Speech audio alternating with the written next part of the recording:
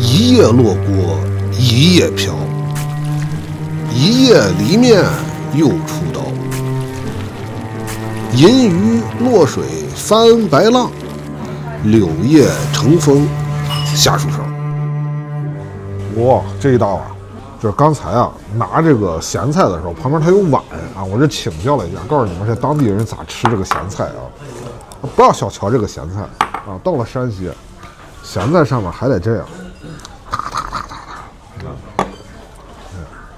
然后然后拌一拌，他们咸菜都是这么吃的。我先尝一口咸菜啊，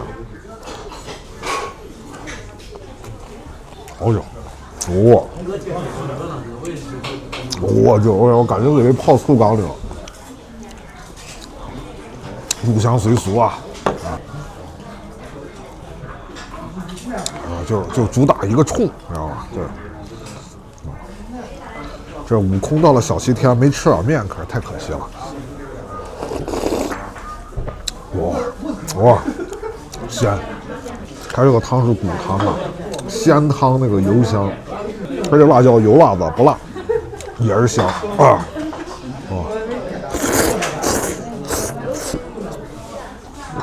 哇，这个吃这刀削面啊，料一定要放足。你放足了之后，这一口吸溜进来，它就不光是面下面的油香，这个调料的香在口腔里扑面而来。这相当于啥？相当于攒了4节棍式啊！这大块的肉，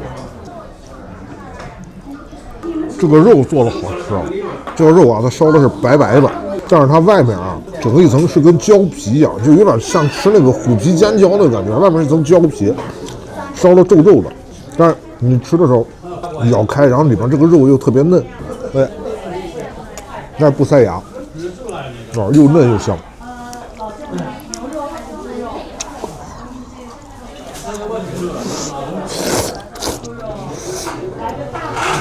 哇，这个面就太爽了，我都难以形容它有多爽啊！只有树梢和木上才知道它有多爽啊，因为他们来这儿拍过。我们来的时候，老板说啊，他们就在门口坐那个位置啊。有一说一啊，我们来这家店不是因为看了刀业社啊找过来的，是秋秋在这踩点找了好多家店，吃到最后啊，发现还是这家店特别好吃。所以说，这叫啥？这叫英雄所见略同。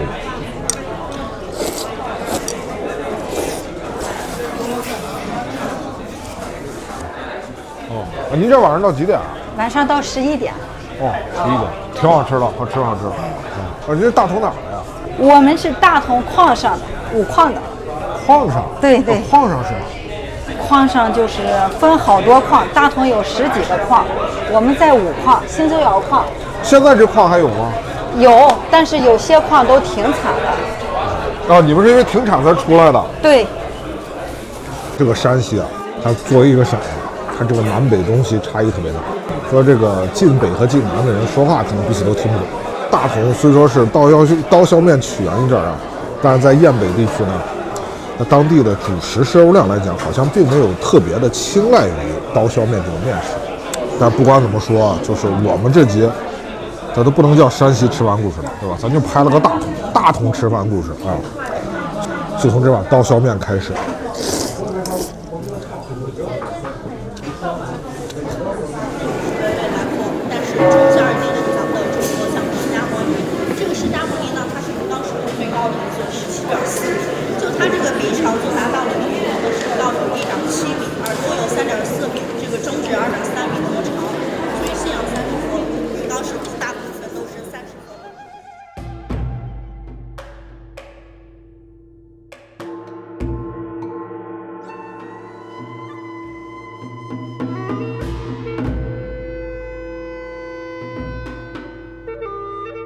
开凿于北魏鼎盛时期的云冈石窟，又兼容了印度、中亚风格与希腊、罗马的造像特色，镌刻出这里曾经的往来繁荣。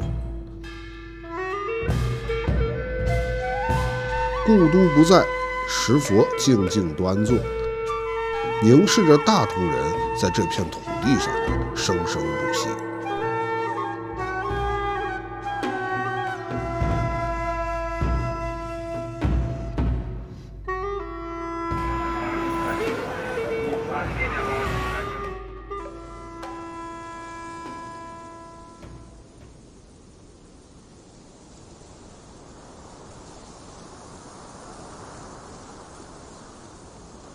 啊，你听这个动静，就这个风吹过，然后这个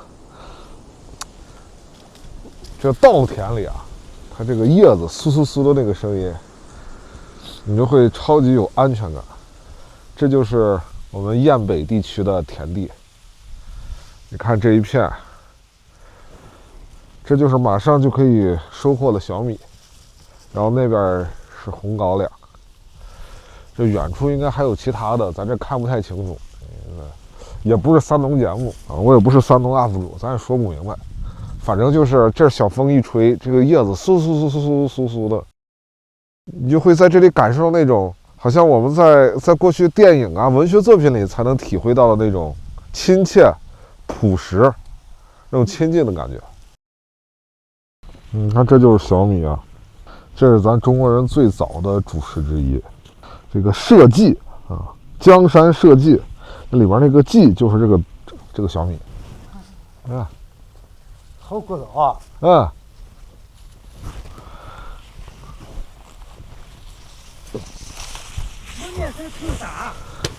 今年不是他妈抽的水了，不是不管了。我这抽的水，哦，今天稀歪歪的。你不看他妈就抽上了。稀歪歪。我这边还可以的，那没你色大。这是高粱了吧？这高粱。高粱了。对。这小米也是您家的吧？小米不是我家的。小米不是你家的哦。这高粱是我家的。高粱是你家的。哦，今年这收成怎么样？谁有他妈的？收了这高粱，我看今年最多500斤。哦。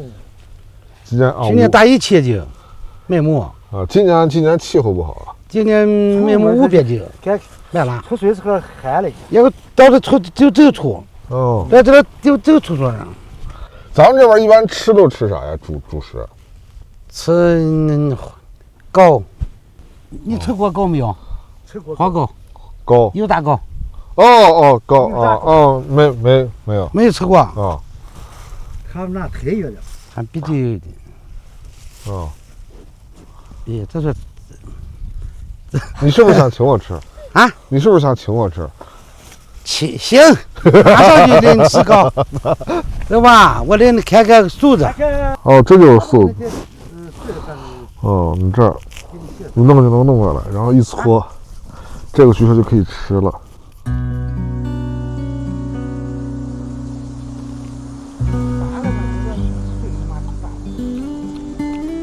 这个馅还是硬的，咯吱咯吱。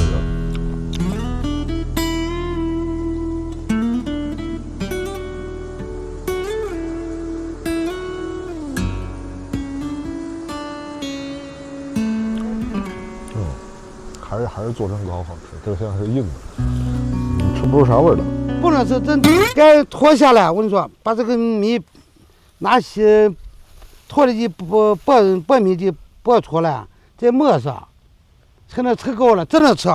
那我刚刚还满怀感情的吃了，不能吃，这是咯吱咯吱的。这是素子。黄米凉糕是这个吗？对，这野地没有一个能吃的。这个瓜子倒是能吃。哦，你们有吃过瓜子啊？吃过。你们见过这个奶油窝瓜啊？咱没见过。这是奶油做的。奶油做的。对。哦。你吃那个小伙子？你看这那个能吃。吃瓜子。啊。对了。不酸，好吃。没有，好吃，太阳晒的。那个这可好吃了。过来。这个大爷是不是觉得我有点傻？应该是的。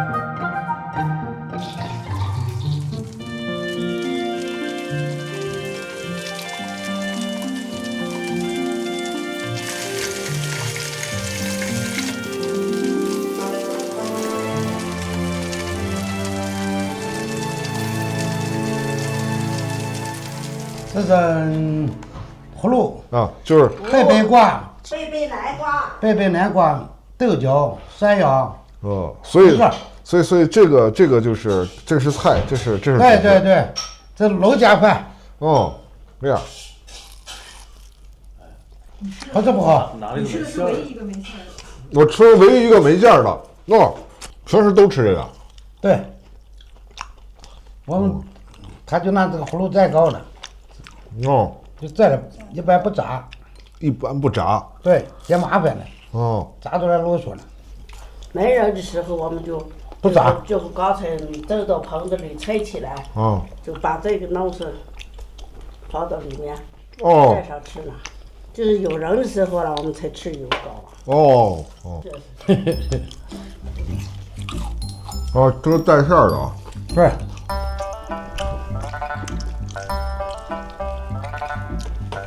然后炸了这个都是用胡麻油炸的，就是典型那个胡麻油的那个味儿。这里面就放的是豆沙嘛，好吃啊。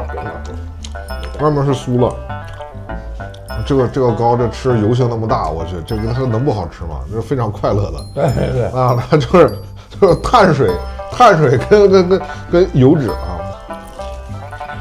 啊，能不快乐吗？它太快乐了。哎呀，然后我再吃一个三连吧，对吧？高低不得三个连，是不是？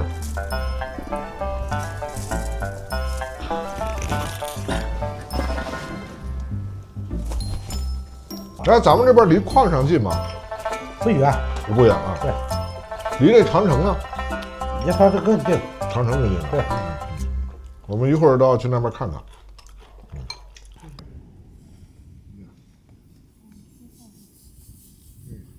不午睡啊！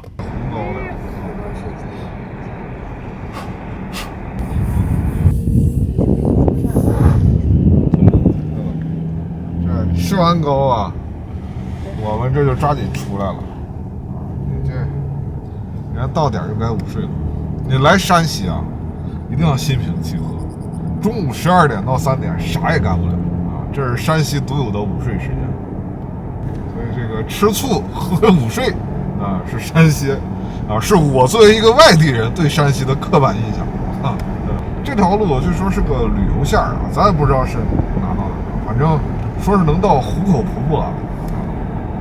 然后这个我们现在往前开一点就能看见长城了。我看这个后面的土坷垃，它就是明长城。你就从这个大同啊，这一路开到这儿，这叫巨强堡村啊，巨强堡，具体该咋读啊？大家可以在评论里给我们纠正一下。就看这名字，就感觉这个村原来应该就是守在这边的，而且这边已经到了内蒙跟山西的交界处了。我们现在在这儿已经到了内蒙境内了，所以整个这边我们会发现大同的饮食文化，你会发现它其实跟内蒙会有些像。你看那边就是放羊的啊，所以在这边除了吃面还吃啥？吃烧麦，吃羊杂啊。有处那一块一块的，那都是啥呀？那都是一碗一碗的羊杂。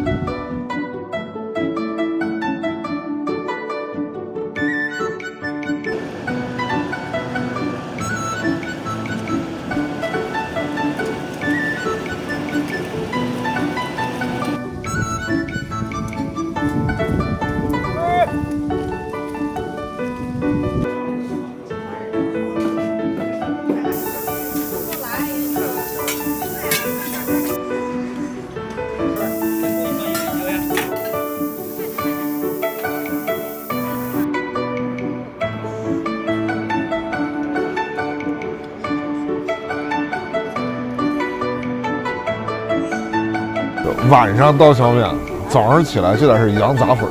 好，谢谢。好，谢谢。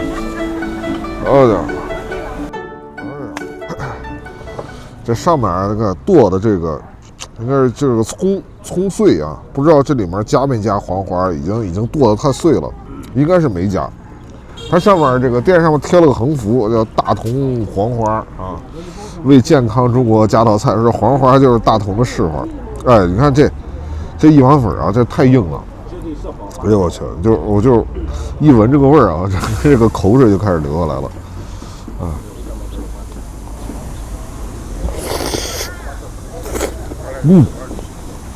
哇，这味儿好冲啊！一口下去啊，羊肉的这个膻味儿，还有这个葱的这个冲味儿，然后再加上这个汤的这个辣味儿，这个粉儿在这里面，它只剩下一个很脆的口感。而就是这一碗汤这里面的一点点缀了啊！哇，你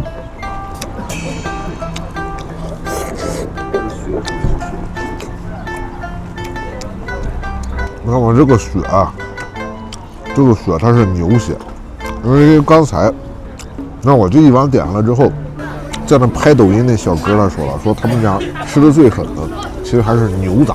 所以它这个羊杂跟这个牛杂应该都是非常好吃的。然后他点的这个叫麻叶，弄得像小蝴蝶一样的，那这个管这个叫麻叶。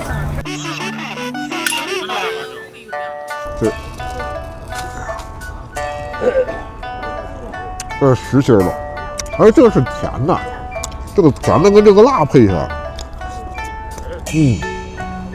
那好吃。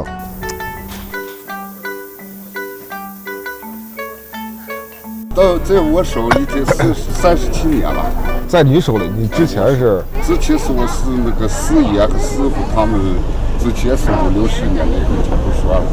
哇，这么久了？100年老店。哦，100年老店。哦，您这个祖师爷教你们教啥呀？这不就是个配方，然后来制作吗？哦，他就是教这把东西一起炸辣椒，炸干啥一起炸。这跟您学这得学多少年能出师啊？哎呀，那个东西这得学德呢，这个学艺那没用，那个没用。那个家伙我们祖师爷也常教我说，艺一下子会了，一看就会啊。德你看不会。德哦，学德啊。为啥起个德位啊？啊，德位。德字太厉害了，没有德你做啥都行。哦，这个就是。哎，这原来大同什么样？原来大同就这样，我小时候就这样。就这样。人们把断拆了，拆的盖房了啊，成土的了，成土墙了啊。完了以后，耿市长来又给闹起来。哦，耿市长啊，那好市长哎，那是多么的那个好官。哦，那是个清官。一个人吃3个人啊，一个人吃3个人排啊，一会儿他们再吃。哦，这好吃啊，好吃。这个叫大头麻叶，这个。啊，大头麻叶。大头麻叶。哦，大头麻叶。哦，大头麻叶。哦，这不山西这边都吃这种大头麻叶吗？雁门关100，雁门关1坛也。就是雁门关100。你那这是吃多少年了？最起码也都40年。哦，那这原来大同啥样？原来不行啊，没红眼，再往稍微煤矿走是黑的。黑的。绝对这不能。哦。我走一圈下来，那脸也是黑的。脸是黑的啊。你要戴个眼镜下来，这眼镜跟熊猫似的。矿上现在呀住的人少了。哦。说还有什么万人坑是吧？万人坑这一梅峪口矿，那是在大同过去排的13个矿。哦，它是一矿啊，叫梅峪口矿。哦。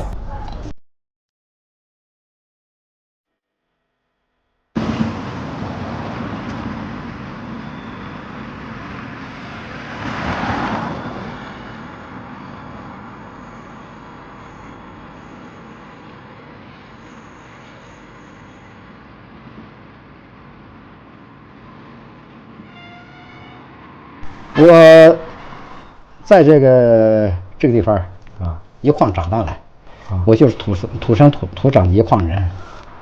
当时那个1937年到1945年，日本人侵略咱们中国的时候，逼迫咱们劳工下井挖煤。当时下井挖煤，那个挖煤跟咱们现在这个挖煤的这个概念不完全一样，因为他那个过去生产力也落后。可以想啊，日本人来咱们中国，他急着掠夺咱们的煤炭资源，他根本不管中国人的死活，他强行逼迫中国劳工下井，生存环境、生活环境都相当恶劣。许多的这个矿工超强度的劳动，每天工作将近14-15个小时，上来又吃不好又休息不好，所以说许多矿工让折磨的就得病了。得了病，日本人一看得病了，失去劳动能力了，快死还没死的时候，他就把这个劳工就扔在这儿了。今儿个仨，明儿个5个，日积月累，一层一层堆积到了白骨雷的万人坑，就形成现在这个万人坑的规模了。是这么回事。有个坑道里边，那死人的骨头有这样的，有那样的，那证明这个人活着就埋下去。那骨头架子那各种各样形状的都有。你小时候都遇见过？我小的时候就在矿上。你小时候在矿上？小那会儿，我们到山上一玩，就那个骨头架子，碰见骨头架回家，家里人就说：“啊，以前日本人到咱们这里就是占领我们村了。”那害怕吗？哎，咋说呢？想想以前挺害怕。那就玩的时候就能看见骨头架。对，玩着就能看见，太平常了。我们小那会儿也没个玩的地方，就到山上边，就是我们那儿叫活结草。您家里都是矿上的？对，都是矿上的。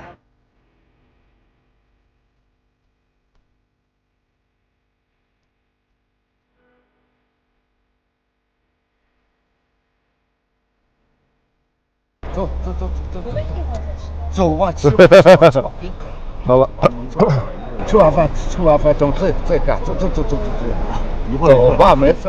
好了，谢谢。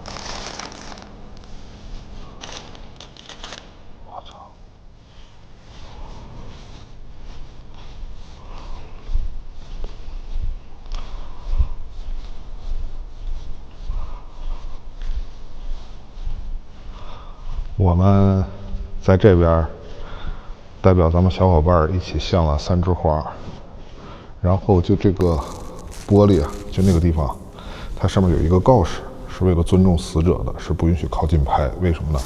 因为你透过那个玻璃，现在还能看到下面有一个坑，坑里面全都是姿态各异的尸骨，还都躺在那儿。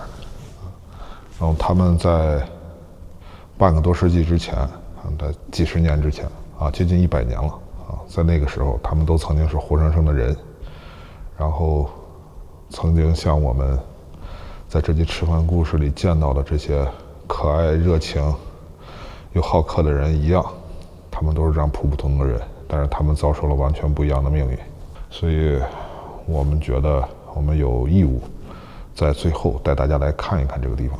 我觉得这里也应该让更多的人知道。所以这就是我们这集吃饭故事了，谢谢大家。